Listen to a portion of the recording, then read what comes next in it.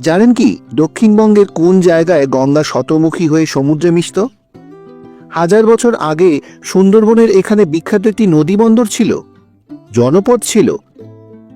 আরও অনেক অজানা ইতিহাস, অজানা কথা চাপা পড়ে আছে এই জায়গায়।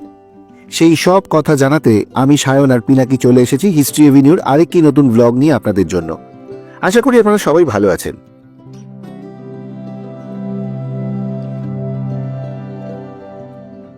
বালুঘাটা এড়াইল বেনিয়ার বালা, কালীঘাটে এলো ডিঙা অবসান বেলা। মহাকালীর চরণ পূজেন সদাগর, তাহার মেলান বয়ে যায় মাইনগর। নাচনগাছা বৈষ্ণবঘাটা বাম দিকে থইয়া, দক্ষিণেতে বারাসাত গ্রাম এড়াইয়া। ডাইনে অনেক গ্রাম রাখে সাধুবালা, ছত্রভোগে উতরিল অবসান বেলা।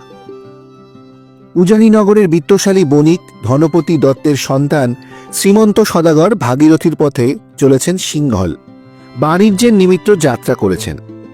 সেই বিবরণ দিয়েছেন কবিকঙ্কন মুকুন্দরাম চক্রবর্তী তার চণ্ডীমঙ্গল কাব্যে।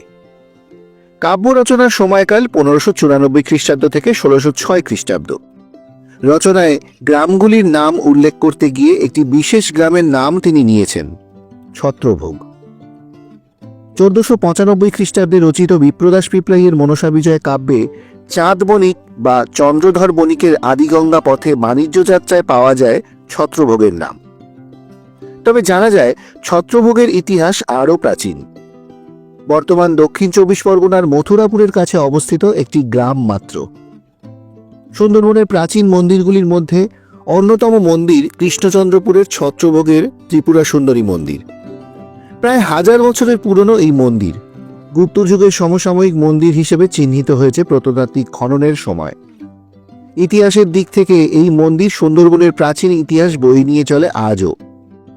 এই মন্দির কুব্জিকাতন্ত্র অনুযায়ী 42টি শক্তিপীঠের একটি শক্তিপীঠ। আগে ত্রিপুরার রীতি মেনে এই মন্দিরে পুজো হতো, বর্তমানে ব্রাহ্মণ্য রীতি মেনে এই মন্দিরের পুজো হয়। এই মন্দিরে ত্রিপুরা সুন্দরীর সঙ্গে শিব নেই, শিব থাকেন বরাশিতে। পৌরাণিক মতে ত্রিপুরা সুন্দরী দেবীর এই বরাভয় মূর্তি হিন্দু ধর্মে প্রসিদ্ধ। ধর্মীয় রীতি বাদ দিলে এই মন্দিরের ঐতিহাসিক গুরুত্ব অনেক। ত্রিপুরা রাজ্যের সর্বপ্রাচীন গ্রন্থ রাজমালাতে এই মন্দিরের উল্লেখ আছে। পৌরাণিক কাহিনী অনুযায়ী রাজা যজাতির পুত্র দুর্য শাপভ্রষ্ট হওয়ার পর শাপ মুক্তির লক্ষ্যে কপিলমুনির আশ্রমে এসেছিলেন। তাঁরই বংশধর পতদ্রোণ কিরাত এই এলাকায় ত্রিপুরা সুন্দরী মন্দির প্রতিষ্ঠা করেন। পরে তার বংশধররা ত্রিপুরায় চলে যান। প্রাচীন এই মন্দিরটি প্রাকৃতিক বিপর্যয়ে একাধিকবার ক্ষতিগ্রস্ত হয়েছে। মন্দিরের প্রাচীন ইতিহাস জানতে কলকাতা বিশ্ববিদ্যালয়ের পক্ষ থেকে মন্দির সংলগ্ন এলাকায় খনন কাজ চালানো হয়। সেখান থেকে বহু প্রাচীন মূর্তি ও প্রত্নতাত্ত্বিক সামগ্রী উদ্ধার হয়েছিল। বর্তমান মন্দিরের তলায় প্রাচীন মন্দিরের অবশিষ্টাংশ এখনও রয়েছে বলে প্রত্নতাত্ত্বিকদের ধারণা। চৈতন্য স্মৃতি বিজড়িত ছত্রভোগ আজও বয়ে নিয়ে চলেছে ইতিহাস। আদিগঙ্গার পথ ধরে 1510 খ্রিস্টাব্দে এই স্থানে এসেছিলেন শ্রী চৈতন্যদেব। তিনি এই স্থানে রাত্রি যাপন করেন এবং একটি পুকুরে স্নান করেন। এরপর এলাকায় তার ভাবধারায় আকৃষ্ট হন অনেকেই। আজও যার প্রভাব রয়েছে এলাকায়। মূলত নীলাচল যাত্রার সময় তিনি এখানে এসেছিলেন। আদিগঙ্গার পার ধরে তিনি এখানে আসেন এবং এরপর থেকে তিনি নৌকোয় যাত্রা করেন। তিনি মূলত সমাজ সংস্কার হিসেবে সমাজের উঁচু নিচু ভেদাভেদ দূর করেন। মাহিনগর বসু পরিবার ভুক্ত রামচন্দ্র খাঁ ছিলেন এখানকার তৎকালীন সুবেদার বা শাসক। এই পরিবারের উত্তরপুরুষ আমাদের নেতাজি সুভাষচন্দ্র বসু। রামচন্দ্র খাঁয়ের পৃষ্ঠপোষকতায় তিনি এখানে ধর্মপ্রচার করেছিলেন এবং ওনার সহায়তায় এখান থেকেই নৌকো করে তমলুক হয়ে মেদিনীপুরের পাথরঘাটায়, তৎকালীন নাম প্রয়াগঘাটায় নেমে হাঁটা পথে ভদ্রকের মধ্যে দিয়ে পুরীতে যান। শ্রী চৈতন্য যে সময় এই বন্দরনগরে আসেন সে সময় তুর্কি আক্রমণের বিধ্বস্ততা কাটিয়ে অনেকটা সুস্থিত হয়েছে এই অঞ্চল। তখনও রয়ে গেছে আদিগঙ্গার তীরে অনেকগুলি মন্দির। তার কয়েকটি হল কৃষ্ণচন্দ্রপুরের ত্রিপুরা সুন্দরী মন্দির, কাটানদিঘির চণ্ডী বা মহিষমর্দিনীর মন্দির, বরাশির অম্বুলিঙ্গ শিব মন্দির প্রভৃতি। জায়গিরদার রামচন্দ্র খাঁ ছিলেন হিন্দু কায়স্থ এবং শাক্ত মতাবলম্বী। উনি শ্রী চৈতন্যদেবের শিষ্যত্ব গ্রহণ করেন এবং ত্রিপুরা সুন্দরী মন্দিরে বলি বন্ধ করে দেন। একটা অলৌকিক ঘটনার পরে আবার বলি চালু হয়। এখানে চৈতন্যদেবের পুরী যাওয়ার কথা একটু বলে দেওয়া ভালো, তাহলে এই জায়গা দিয়ে কেন গেছিলেন সেটা বুঝতে পারবেন। কারণ এটি পুরী যাওয়ার জন্য ঘুরপথ ছিল। গবেষক ডক্টর তাপস বন্দ্যোপাধ্যায়ের লেখা থেকে জানা যায়, শান্তিপুরে অদ্বৈত আচার্যের বাড়িতে যে কয়দিন মহাপ্রভু ছিলেন তাদের মধ্যে থাকার জায়গা ও পথ নিয়ে আলোচনা হয়েছিল। এ কথার ইঙ্গিত পাওয়া যায় লোচন দাস ও বৃন্দাবনের লেখায়। তারা দুজন বলেন চৈতন্য নিজেই সিদ্ধান্ত নেন যে তিনি নীলাচলে থাকবেন। বৃন্দাবন জেনেছিলেন নিত্যানন্দের কাছ থেকে, আর লোচন জেনেছিলেন শ্রীখণ্ডের নরহরি সরকারের কাছ থেকে। নরহরি প্রত্যক্ষভাবে হুসেন শাহের সঙ্গে যুক্ত ছিলেন। তার দাদা মুকুন্দ হুসেন শাহের চিকিৎসক ছিলেন। নিত্যানন্দ দীর্ঘ 20 বছরের ভারত ভ্রমণে এই সব পথের নারী নক্ষত্র জানতেন।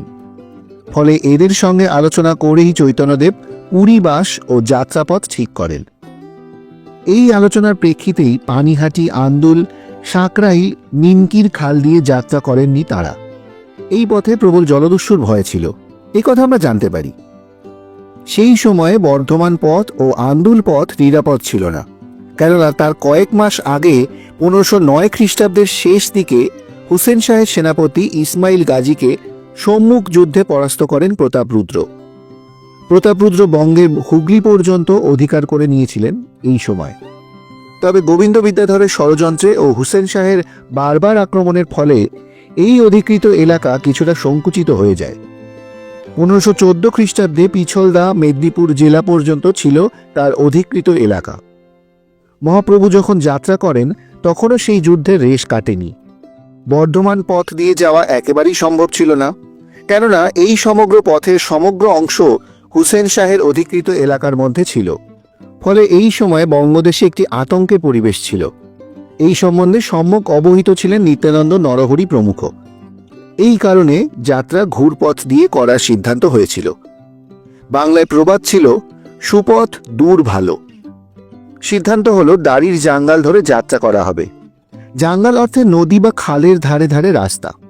সেই সময় লিলুয়া থেকে গঙ্গার পাড় ধরে কালীক্ষেত্র, সেখান থেকে আটিসারা হয়ে ছত্রভোগ, এই ছিল পথ। সেখান থেকে তমলুক হয়ে পুরী। এই পথক্রম দাড়ির জাঙ্গাল নামে বিখ্যাত ছিল। কথিত আছে, দাড়ি নামক কোনো এক ধনী বিধবা ভূস্বামিনী বঙ্গদেশ থেকে পুরী যাওয়ার জন্যে নদীর ধারে ধারে এই পথ নির্মাণ করে দিয়েছিলেন। এই পথের অধিকাংশ ছিল জঙ্গলে পূর্ণ। এখনও এই পথের বা জঙ্গলের কিছু কিছু অংশের দেখা মেলে। চৈতন্যদেব সহ দলটি যাত্রা করে 15ই ফাল্গুন। সম্ভবত 26 কি 27 তারিখে তিনি নীলাচলে পৌঁছান, কেননা সে বছর তিনি দোল উৎসব নীলাচলে দেখেছিলেন। সে বছর দোল উৎসব 29 কি 30 তারিখে ছিল। ছত্রভোগ জয়নগর মজিলপুর থেকে 6 কিলোমিটার দক্ষিণে। এখান থেকে গঙ্গা শতপ্রবাহ ধারণ করেছিল। এখান দিয়েই আগে গঙ্গা প্রবাহিত ছিল। পরবর্তীকালে আদিগঙ্গার থেকে ভাগীরথীর মূল স্রোত অন্যদিকে চলে যাওয়ার পর থেকে বর্তমানে নদীখাত শুধু স্মৃতি হয়ে রয়ে গেছে। ছত্রভোগের নামকরণ নিয়েও দুটি মত পাওয়া যায়। একটি মত অনুসারে এই এলাকায় চৈতন্যদেব রাত্রি যাপন করার সময় ভক্তদের মধ্যে ভোগ বিতরণ করেছিলেন।